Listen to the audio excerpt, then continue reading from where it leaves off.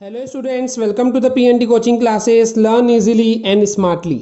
तो आज हम पढ़ने वाले हैं स्पोर फॉर्मेशन के बारे में। तो ये सबसे पहले स्पोर फॉर्मेशन क्या है स्टूडेंट्स बताना चाहूँगा। एक्चुअली ऑर्गेनिज्म में असेक्सुअल रिप्रोडक्शन की एक मेथड है स्पोर फॉर्मेशन, जो कि हमने ऑलरेडी डिस्कस कर चुके हैं, राइट।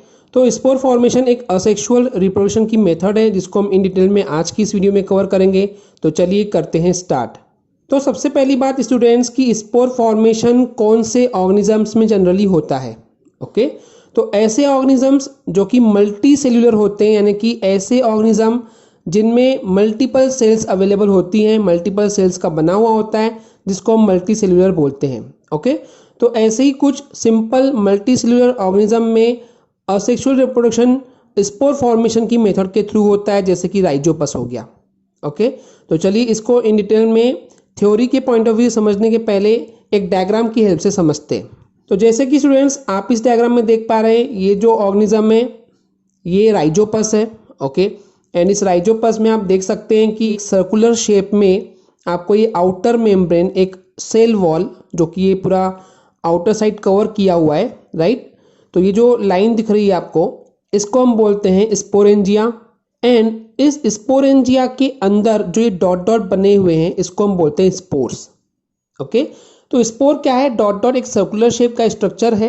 एंड इन स्पोर्स के वजह से ही इस असेक्सुअल रिप्रोडक्शन की मेथड से एक ऑर्गेनिज्म से बहुत सारे ऑर्गेनिज्म जो है वो रिप्रोड्यूस होते हैं। ओके, जनरेट होते हैं। तो यहाँ पे क्या है स्टूडेंट्स, ये जो स्पोर्स है, अब इसके बारे में समझिए।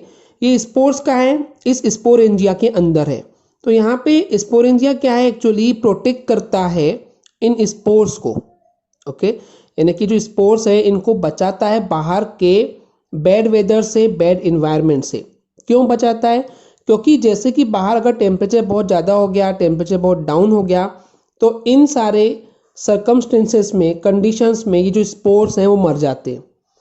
तो बाहर के एटमॉस्फेयर का कोई भी इफेक्ट या असर इन स्पोर्स पे नहीं पड़े, तो उसको बचाने का काम करता है स्पोरेंजिया।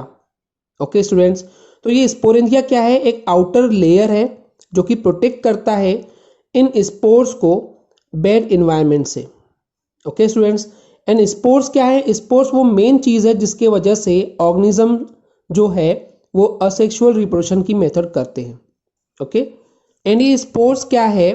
स्पोर्स वो मेन चीज़ है जिसके थ्रू यहाँ पे एक ऑर्गेनिज्म से मल्टीपल ऑर्गेनिज्म जो है वो रिप्रोड्यूस होते हैं। ओके, तो अब यहाँ होता क्या है स्टूडेंट्स एग्जैक्टली कि स्पोरेंजिया के अंदर ये स्पोर्स प्रोड्यूस होते हैं, जनरेट होते हैं।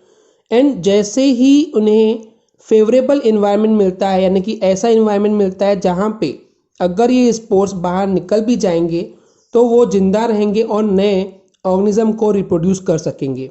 ओके, तो जब फेवरेबल कंडीशन होती है तो ये स्पोरेंजिया जो है वो ब्लास्ट हो जाता है, ब्रेक हो जाता है, एंड स्पोर्स जो हैं वो बाहर आ जाते हैं। एंड इस तरीके से ये स्पोर्स ब्रेड पे या सॉइल पे, मिट्टी पे जाकर के को प्रोड्यूस करता है। ओके स्टूडेंट्स, तो यहाँ पे एक जो चीज़ समझने वाली है कि यहाँ पे जो स्पोरेंजिया और जो स्पोर्स हैं, ये एक्चुअली पूरे इस राइजोपस का रिप्रोडक्टिव पार्ट इसको बोलते हैं, क्योंकि इन्हीं की हेल्प से रिप्रोडक्शन यहाँ पे होता है। तो चलिए अब इस चीज़ को समझते हैं थ्योरी के पॉइंट ऑफ व्यू से।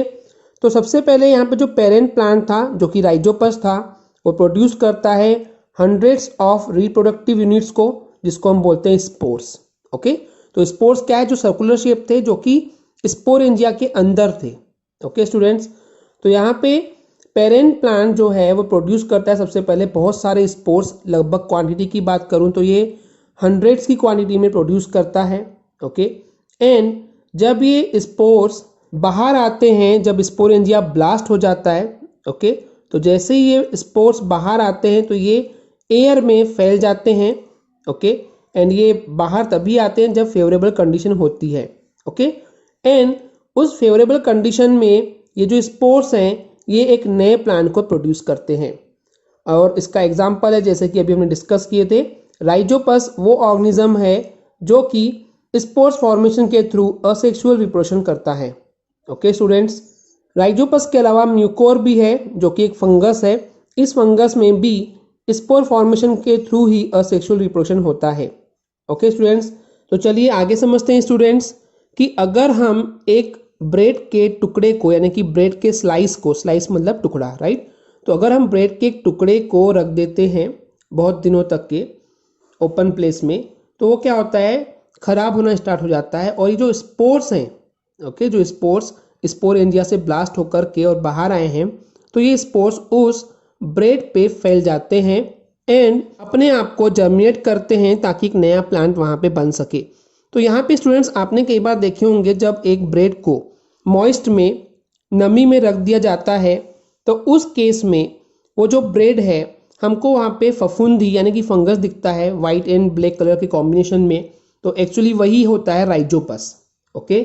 एंड इस तरीके से, क्योंकि ये जो राइजोपस है फेवरेबल चीज़ उसके लिए ब्रेड होती है जहाँ पे वो ईजिली ग्रो कर सकती है, इसी वजह से इसको ब्रेड माउल्ड भी बोला जाता है, ओके स्टूडेंट्स। तो ये क्या होता है एक्चुअली, अगर आप इसको देखना चाहें तो एक ब्रेड को आप मॉइस्ट में, नमी में रख दीजिए, तो उस पर आपको कॉटन टाइप का ब्लैक वाइट जो है फफूंदी फंगस दिखाई देता है एंड इसी को हम बोलते हैं राइजोपस।